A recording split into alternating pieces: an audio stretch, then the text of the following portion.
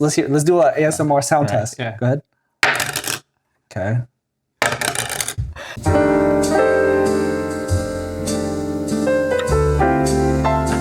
Well, welcome back to the HT Show podcast. This is Jung Bin, This is Jung Kian. and today we have June Kevin. joining us today. First of all, I would like to say thank you so much to our lovely viewer who gave us this for Christmas. Yeah. It's a couple. We actually got 2 sets of these. These are Coca-Cola slippers, indoor slippers. I'm gonna say it's a sponsorship to make it sound There like you we're go. legit. We got sponsors. Someone sponsors this, right? It's not Coca-Cola that sponsors it, but it kind of Yes. looked like it. So thank you to Jung Ba-hung. Yes. Appreciate it. So if anyone wants to give us gifts, Yes. feel free to do that. But the best gift you can do is like and subscribe. So please do, and comment if you can, right? If you have the fingers, right? Well, let's open this. Yep. Cheers. We'll crack it open first. Wait, we got it first. 1, 2. Cheers. Cheers. So we have Kevin here today, and I've known Kevin for a number of years now. Actually, I don't remember when we met. It's been a minute. Since probably like 2015. Nice. 2015. So he's actually our first out of THD guest. We had a couple of rescheduled, so you are the first one. Thank you for that. Thank you for showing up. Having me. Yeah. So can you tell us a little bit of which Don you're from, or how you started in Tunyi? Yeah, so I am from Đoàn Thanh Tâm down in Portland, Oregon, but I'm currently sinh at Đoàn Thanh Gia in Auburn. I moved up to Seattle a few months back, but I feel like the last 8 years, I've been coming up and down, visiting my wife, even when we were dating and stuff like that, because she's from Auburn area. So, always up and down Seattle. So, a lot of Hunchings up here is also very familiar with me as well. Yeah. Is your wife Huing Chun? No, that's the fun part. Yeah. I thought it was. What I told people is I picked up Tunyi where she left off. Oh, Okay, so she basically was in Tunyi from very young, like Tunyi or Aonyi-ish, all the way into 18. The camp that she was supposed to go for Hunching camp was the camp that I went to. But the thing is, she missed her flight from Pullman, like Eastern Washington. There's no Tunyi out there, so she would have to fly into Seattle for training camp. Yeah. And that was the camp she missed. She missed her flight, and she's like, I don't think this is my calling anymore. Never again. Never again. Yeah. There's a lot of camps she could have went to, right? Yeah, and the funny part is, like, I remember this vividly because one of my best friends, Paul, had her on his team, and I remember having this conversation. I'm like, when you show up to Hunching camp or just any Tunyi camp, you're like, oh, how's your team doing to your friends, right? That's a normal thing to say. And I remember him saying, oh, this one girl on my team missed her flight, so she didn't make it. Yeah. I'm like, oh, okay, that's cool. So you didn't know her at the time? No, I didn't know her at the time. Gotcha. Yeah, but I met her later through some Tunyi friends and stuff, and then realized, oh, you were in Tunyi and stuff like that. It's like a love story right here. You guys could have been strangers in the night, never meeting, but somehow meeting in the end. Yeah. Right. So you're also a Hunlin, yeah? Can I ask how that camp was? Because this is only recently, right? About a year or 2 ago? 22? I think 2022. Yeah. In California, right? The one in San Jose area. Yes. Yeah. Yeah, NorCal. Yeah, nice. What do you teach? What do I teach right now? Yeah. I teach Hipsies right now. Oh, yeah. Yeah. But the interesting thing is I've always liked to and want to teach Aonyis, Really? but I never get a chance to teach Aonyi like that. Like I'll come in to cover a lesson or two, but I just never get picked. Who is taking the Onyi slot right now? Is it all the female Huing Chungs, or is it all the Huing Chungs that wants it? I don't really know. Oh, because so at Thanh Tâm, when I'm down in Portland, we do things a little differently. We sit down as a whole bank Japan, and we kind of go through a list of like a drafting. Oh. Right. So Ngan Jung and Ao would get to pick, and then Ngan Jung and Tiu gets to pick, and then one by one. Wow. Right. So sometimes it works in a sense where they know they need certain people, and certain people are really good, and certain people want to do those guns. Right. Versus me, I'm kind of like I can do it. I'm great at it. I can enjoy it, but sometimes they want me for something else. Because they know I can help with something else that other people might not want. Gotcha. That makes sense. Yeah. I know. Yeah. But just so you know, if you never give the man the chance, he will never get better at it. So let him teach Aonyi next year. yeah, that's a call out Yes, to please let me teach Auburn. Aonyi next year. Let me burn their energy. Yes. We have your Auburn's dog, Jung, coming up as our guest next month, so I'll tell her. Put her on the spot. Yeah. Right. So today our topic is going to be about credit cards. Yeah. Yeah. And it's really interesting how we got to that topic, actually. So if you didn't know, Kevin and I actually work for the same company. We both work for Salesforce. One day I was in the office. He's in the office. Of course, now he's in the Seattle office with me now. Oh. So we were sitting there having lunch one day, and then I think this is shortly after we started the podcast, maybe. I think it was right before. Right before. Yeah, right before. I was telling you about this idea or whatever, maybe. And then he's like, he would love to come on and talk about credit cards because I believe something about your brother or just getting started with it. Is that right? Yeah. So when me and Jungving were talking about this, just mentioning about like, the idea of the Hunjung podcast really is just like bringing up topics that maybe young Hunjungs or, Hunjungs don't really know, and they kind of like could use a mentorship and kind of like conversational stuff. So it just made me think about, my brother and I had a conversation recently. He's 21 and he doesn't have a credit. He didn't have a credit card. So I was like, okay, we should probably work towards getting you a credit card. And I told him there's two routes we could do this. The first one is you open your own card and, I'll teach you and I'll tell you what you need to do to manage it, what type of card to go for. Or the second one is let me add you as an authorized user under my account. That way, the good thing about that is I can see what you're doing, right? Which is also kind of bad because you might not want me to see what you're doing.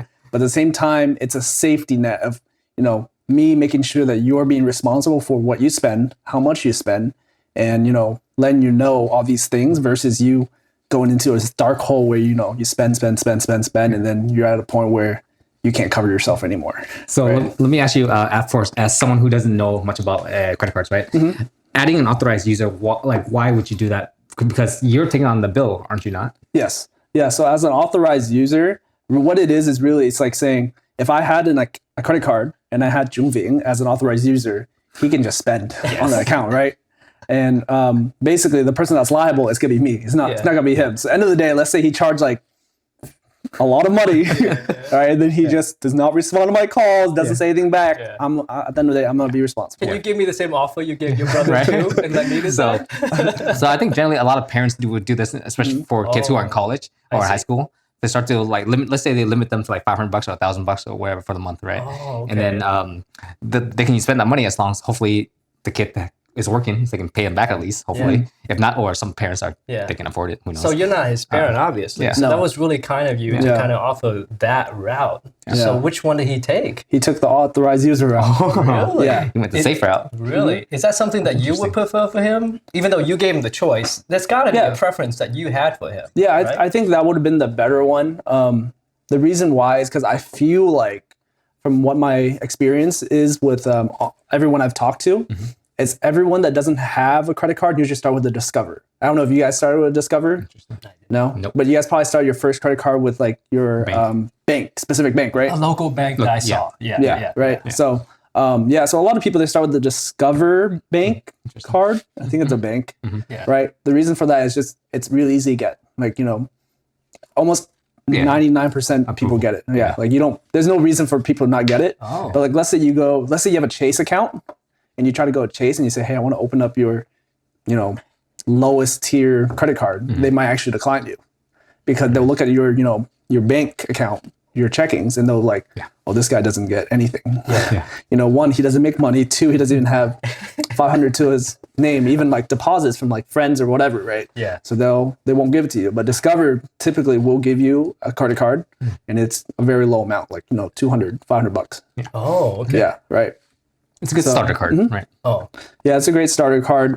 So for my brother, I was just like, I know I have a good amount for you to spend on this card, and I know like you like to go, concerts, you like to travel sometimes, and sometimes you like to buy gifts or whatever for reason. You might not have cash or debit card money for that. Yeah. So you can use it, right? And it's just like making sure that he knows what he's spending, and showing him the statement, the bill, and kind of like every week or so be like, hey, you made these purchases, right? And he's like, yeah, I made those purchases. Yeah. Because end of the day, I want him to be able to see how much he's spending.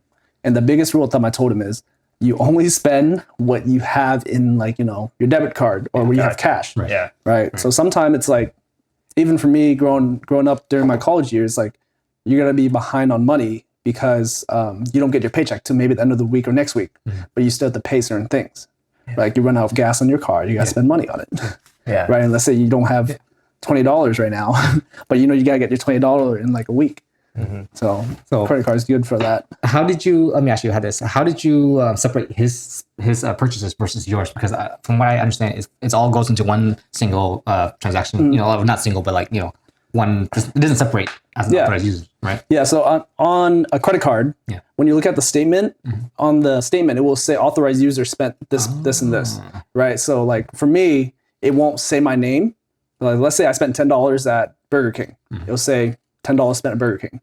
But let's say my brother spent $20 at McDonald's. It'll say McDonald's, and then it'll say his name, and then says he spent $20. So that's a nice feature because when I made my parents as an authorized user on my card, I didn't have that feature. So when they spent money, I don't know which one was mine. So I end up just paying it because I don't know which one's theirs, which one's mine. Yeah. So the nice thing is I added my brother to my oldest credit card. It's one that I don't really use. Right. So I never touch it. Right.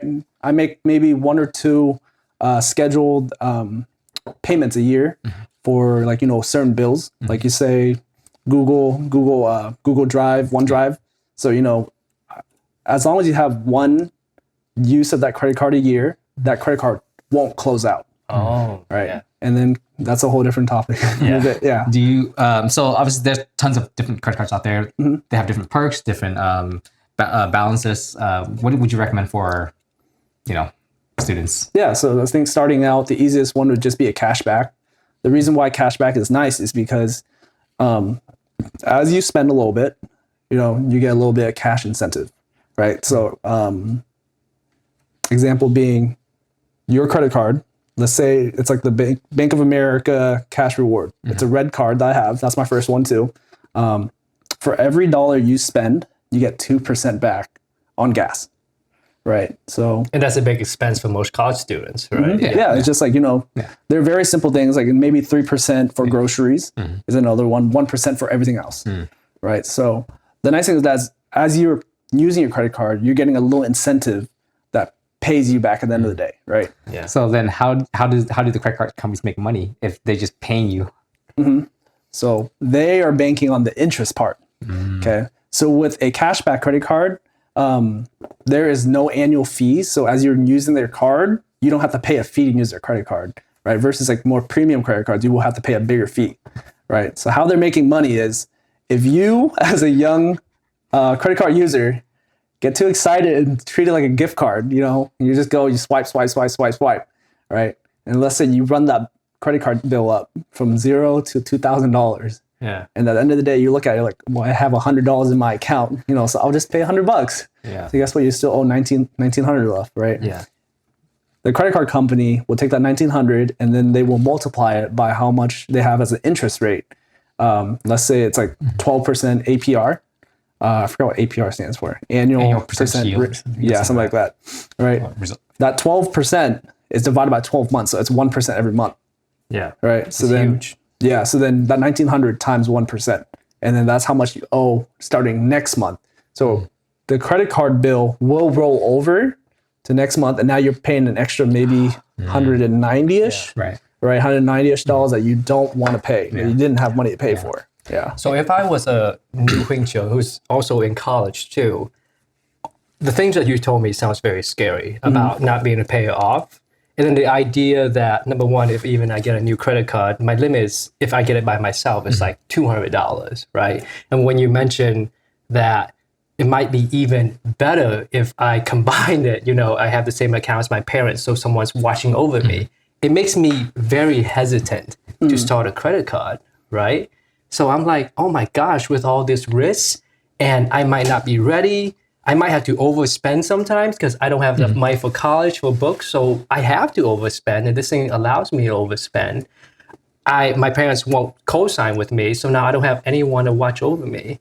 Why should I be opening a credit card then? It makes me very, very afraid. You know what I mean? Yeah, so I think the thing about a credit card is it gives you this thing called a credit score, right? And with a credit score, it sucks that our life have to depend on it. You guys know how annoying it is, right? Yeah. So with a credit score, it like allows you things like, to buy a house, it basically just tells you how responsible you are with your money, and how much can we as a bank or a loaner trust you to pay us back every month or whatever it is. So anytime you spend, what you're telling me is every time I'm spending stuff on a credit card and paying it back, it creates this score for me that banks, other people, anyone giving loans, even people who renting out to me, renting out a house to me can see. And if the score is not good, then whatever. And if I don't have a credit card, what you're telling me is I might not even have a good score at all, right? Because I haven't borrowed anything. I haven't proved to people or anything like that. Right. Okay. And so not having that, those lenders will probably give you a higher interest rate on whatever loan you're asking for. Yeah. So it'll cost you more money in the end because of that. I just want to point out one thing that I find interesting, which might derail the whole thing, is the credit score is one of those things that is information about us that we're the product. And the company, the people like giving out loans is, paying Equifax and all these big companies, right? Experian, whatever, right? TransUnion. TransUnion is using our data. So we're the product here. And they're selling our data to the people giving loans. So I always find it interesting that you think credit score is for us, but really we're the product. That makes sense. We're the product. And it's not like we're giving our consent either because they're doing it without our consent really. This is how the whole Equifax scandal a few years ago about their data being hacked and Breach, stuff. Data breach, And that made people recognize that. This is like... It's like they can't opt out. Consent. You basically can't opt out of it. But really what Kevin and Jim is telling me and telling the audience is this is a situation where we're too small to make changes, right? We're part of the system, right? So the only way to improve your score is your credit score is to have good credit, to open a credit card and pay it correctly. Yeah, pay it on time. Is the thing. You can still make the minimum payment as long as you pay it on time. Don't let it be late. But with that minimum payment, that'd be huge. Yeah, so that's the thing that people get confused on. Is like, I spent $1,000 this month. At the end of the month, I get this day called statement day, right? And they tell me, oh, you owed us $1,000 this month, and then we're gonna add, the 1% interest rate, that fee. So it's like 1,000 becomes 1,100 now, right? Yeah. But you won't have to pay us $25 minimum, right? That's what gets to you, right? Because you're like, oh, okay, I just paid $25 and I'm done. That's not what it means. Don't do that to yourself. I can see, like being a college student, like I said, you can really fall for that, right? I mean, it's not just college students, right? Working adults, Americans, are having to pay the minimum payments because they can't afford to live. Yeah, it sucks. And the nice thing is, you just have to get through your first credit card. The first one, you really take your time, kind of figure out what it is that you're looking for in a credit card. There's a lot of great advantage to having a credit card versus putting your debit card on stores. I think we all do. We put our debit card, put our credit cards on Amazon. Let's say you get hacked. All those things that you buy on a debit card might not be safe. Right. And if someone hacks your online accounts or whatever, your debit card, most bank companies will not give you your money back. But if a payment's made through a credit card, depending on the credit card, they will protect you and basically say, hey, as long as you tell them this was not me and you can prove that it's not you and stuff like that. I've never had to go through that, but as long as you can prove that, they'll protect you and they'll take that off your So I see now. I see now. So I see the negative, and I see the positive is that you build your credit score, and then you also have fraud protection a lot better than a debit card. Gotcha. Is there any other benefits? Because I heard about these, like you mentioned cash back, which seems like a great benefit. Is there other benefits they might provide? Yeah, so cash back is the typical starter one. And it usually comes with a fraud protection, just like a very simple one.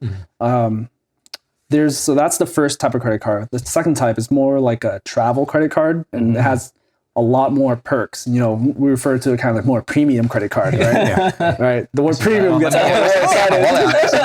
Let me see. I think I actually have my wallet here with me. But so don't show the numbers. I was like, this one. Numbers, You know what gets me? Sorry, like it's not. It's not as heavy, and like it's not like plastic, right? It's like more. You have this one might not sound as great. Okay, so this is another premium credit card. And let's do an ASMR sound test. Go ahead. Okay. This makes me feel very poor because I got no premium credit card to You know what's drop actually down. funny? I was on the YouTube channel. Yeah. There's this guy comparing different credit cards and how they sound when you do like a drop test. Yeah, It's yeah. actually very interesting. Oh, okay. Different cards, different what's worth. So please, audience, please tell us which sounded more premium when you dropped it. Okay, is John Kevin or John Bian sound premium?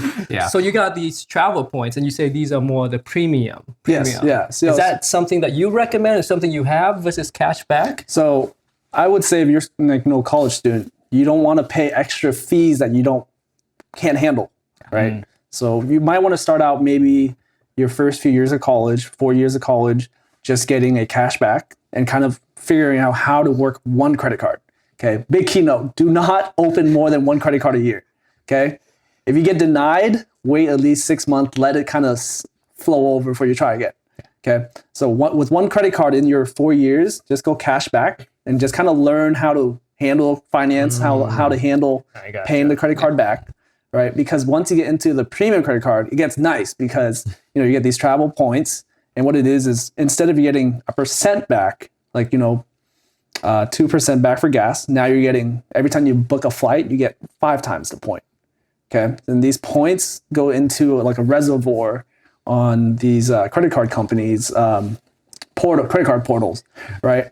And then you can exchange them for travel points and stuff like that. So example being, if I was supposed to fly from Seattle to, let's say, Las Vegas, right?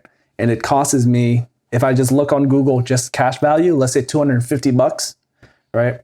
But if I go into my travel portal and take a look at the points there and see how many points I have, it most likely will be cheaper, but you have to transfer the points from, let's say, Chase to Southwest, right? Southwest points. And then from the Southwest points, you book the tickets and it'll be a lot cheaper. I think for me, I've done this a few times, and I think instead of paying, let's say, $250 a person for me and my wife, so it'd be $500, we spent like $30 on fees. That's it. Because fees you can't pay off. But here's the thing: those companies also let you book the ticket directly from their portal. But the thing is, that's not always the best case. Yes, yeah. That's why John Kevin's talking about transferring the points out first to the airline, then using those to book. Oh, I versus see. booking on those portals. Yeah, 'cause so it's they- more expensive. You mean the sometimes. credit card portal? Yeah. Oh, okay. Yeah, those credit card portals, they have like a easy button for you to just click, hotel, Yeah. flight, I and then see. it'll tell you, it will cost you this many points of Chase. But, a lot of times, like credit card, They check. do the math, do the detailed work, kind of go through the steps and kind of do the math and see what's beneficial for you. Yeah. Yeah.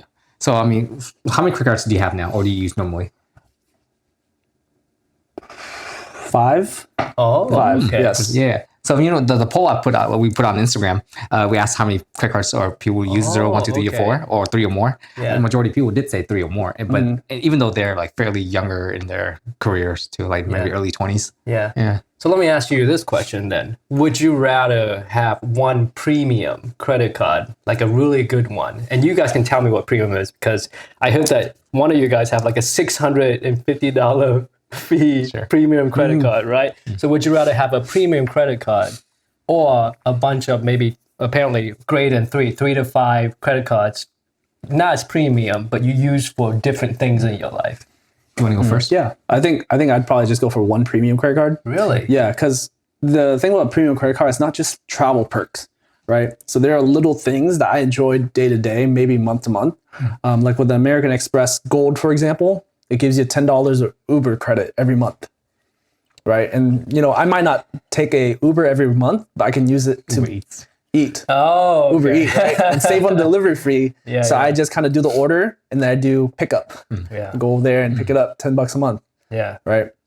So there's also those things. There's also little other perks. There's some other credit cards that give you like, Disney Plus every month for free. Oh, okay. Right. So most of the time I've noticed is, let's say the credit card fee is $700. If you look at all the rewards and benefits they give you, it typically adds over that amount. It does. Right. I know with the platinum, for example, I think it's like almost like 2 times how much you pay monthly or how much you pay annually, like about $600-700. And the output is like $1,300 worth of rewards. Yeah. So here's the interesting thing about that. Yes, so the MX card I have is $695. Oh, I believe okay. the fee is going to have to go up again next year, anyways. But I'm actually might cancel it. But anyways, some of like the perks, like for example, they'll give you $200 in hotel credits, right? But you have to book it through their portal, and it's only their premium hotels, the more luxurious one, and this is a 2-night minimum. And once you do that, it's gonna go well over $200. Yeah. Yeah, so it's how basically they- kind of force you to spend more money anyways. Yeah. And that's the whole idea of credit card, I assume. Not just these perks, but generally credit cards have incentives and ways to get you to spend more. Yeah. It's like if you didn't have that if Kevin didn't have that Uber $10 Eats $10, Yeah. would you have used it, right? Yeah. No, I wouldn't have. Yeah. You now have Uber But now Eats, because right? you $10, but obviously your meal is gonna cost more than that, right? Yeah. So they're forcing you to spend. So you prefer, John Kevin prefer to just have one premium one. So he's a premium man. So maybe his credit card sounds more premium, right? What about you, Jung Vian? Would you rather have, if the 5 credit cards add up to the same fees as your premium one, which one would you pick?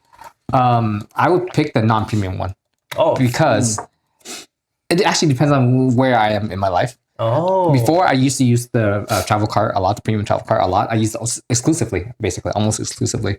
But now it's just not worth it for me anymore since I'm not using all the perks. So this is where I'm going to probably cancel it or leave it, don't use it. Well, no, there's a fee, so I'm probably going to cancel it. Yeah. And then go back to the card that I've been using for a long time now. It's my Alaska card because I travel a lot with Alaska. So most of my trips, I book through the miles on there. So yeah. So it's a quick thing I noticed, as Jung Ving said, that to cancel his credit card, right?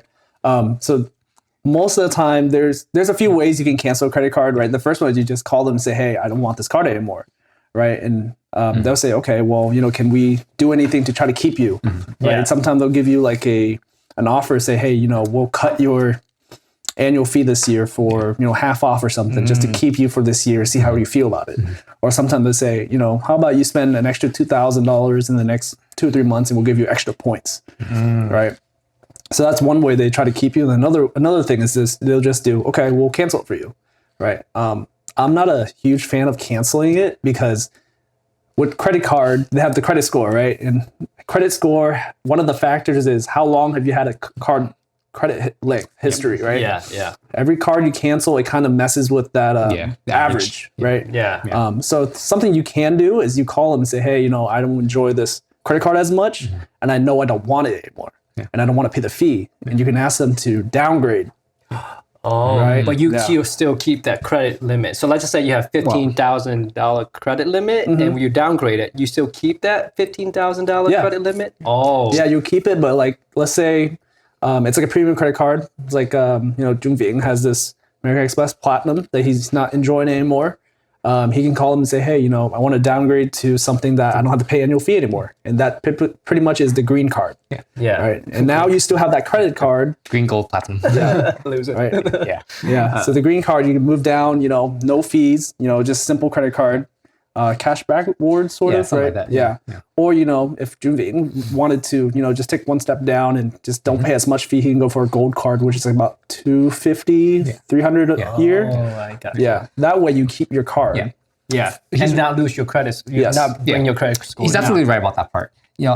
But for me, where I am now, I don't care. I got what I need, and my credit score is high enough so where I can just cancel it, and it's not going to affect me that much Yeah. at all. But yeah, absolutely, I would suggest, like he said, keep them open or lower it to a different tier. Yeah. And just really quick, a credit score is based on the year that account is open. It's also the reason why we say like credit limit is 15,000 is also based on how much you're Utilization. borrowing over how much credit limit you have.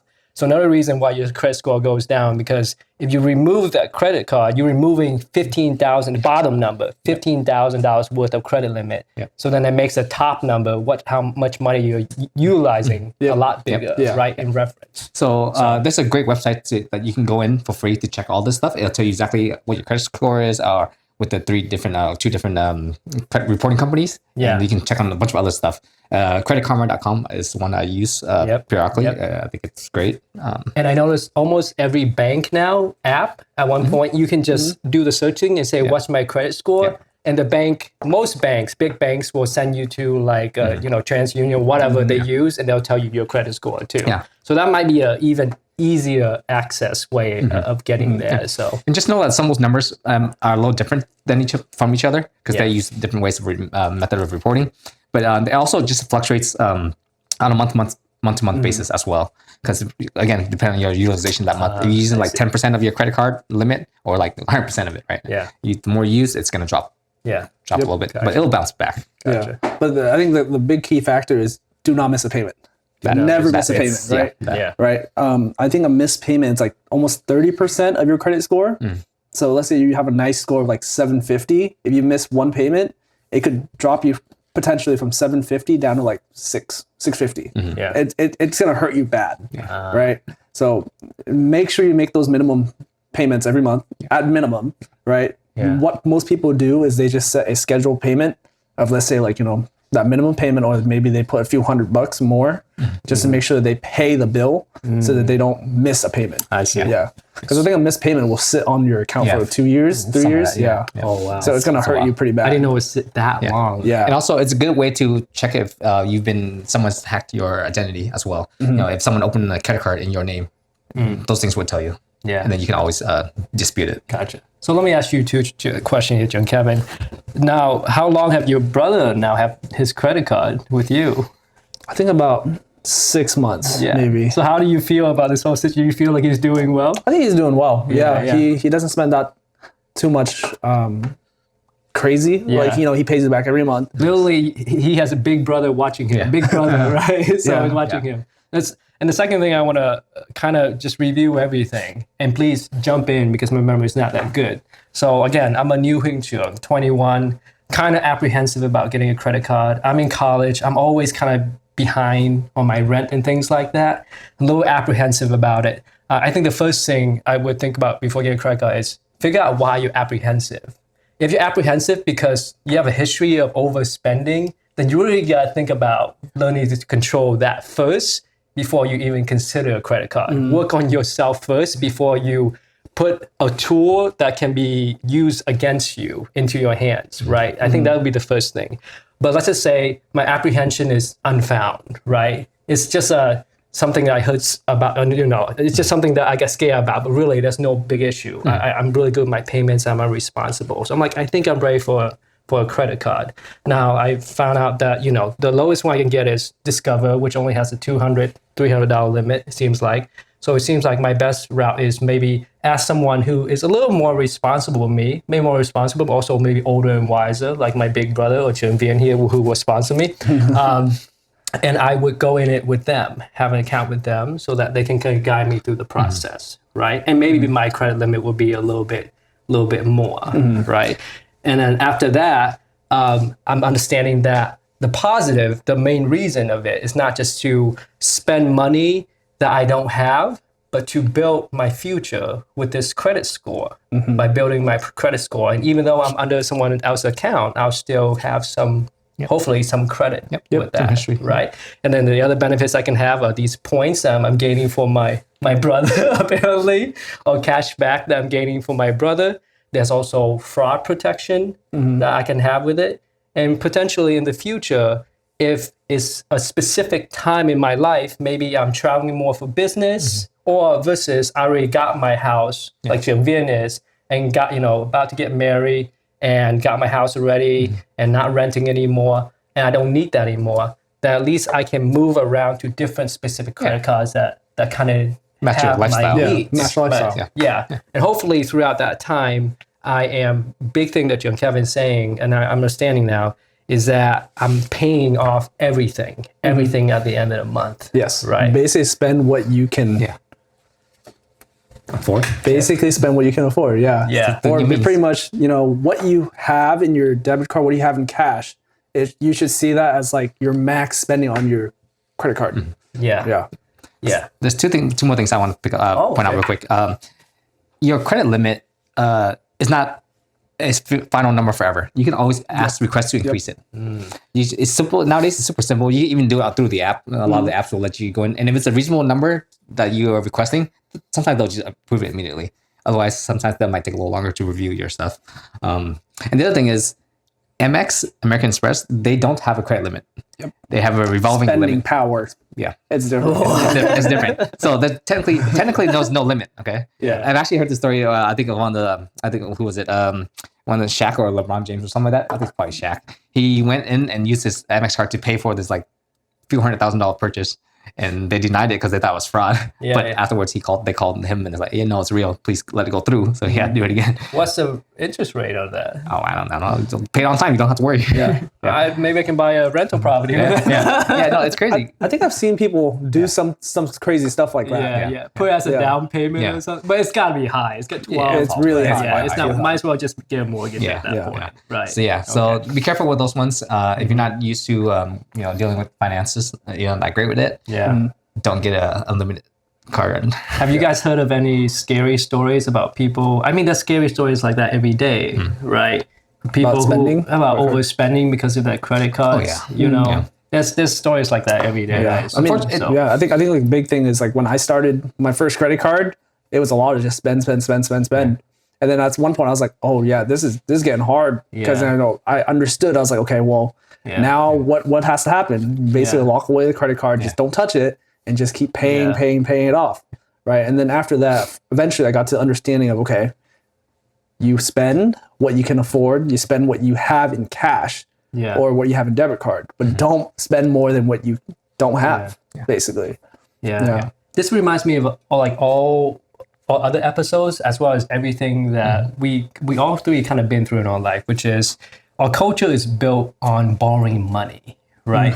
It's the first thing we normally borrow money on is student loans, right? That's with the podcast with Jung An, and he was a real proponent of saying, you're borrowing money for your college, right? That's real money. You don't think it's real money because you don't see it, because it just comes out nowhere, and you're a college student, you don't know about money, and someone just giving you money, right? So you don't feel like it's real money. So that's already the first time that you are exposed to it, maybe even earlier. The second is now a credit card, right? Now you're exposed to using money that you don't have, right? And then you get exposed to car loans, buying cars, money that you also don't have. And then you're exposed to mortgage, which is buying a really beautiful house of money that you technically don't have. Now, I'm not very negative about, I'm not like poo-pooing everything, but all four of those in combination, if done incorrectly, can devastate your future. I know.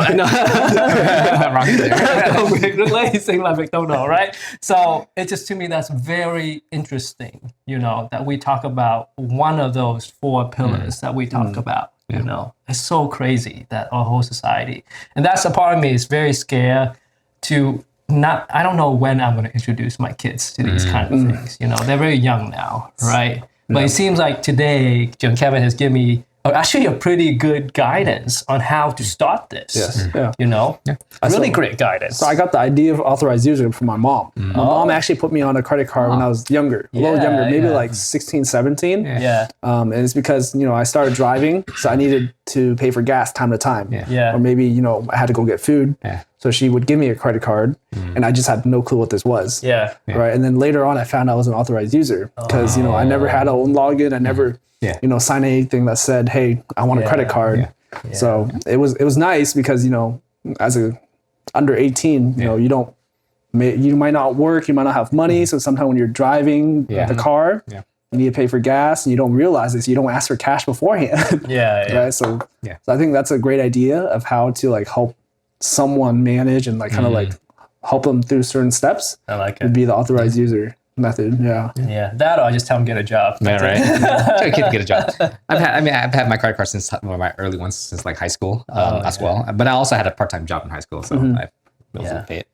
Well, I really appreciate you stopping by, Jun Kevin. That was actually really good for you to mention all those things and kind of give me a kind of roadmap to what I'm going to do with my kids for sure. So yeah, I really appreciate that. Do you have any ending besides like and subscribe? No. I think your ending, your closing earlier was actually really good. I just added it. But yeah, anything else? That's it. Good. Yeah. Well, Thank you for for having me. Kevin. Thanks, guys.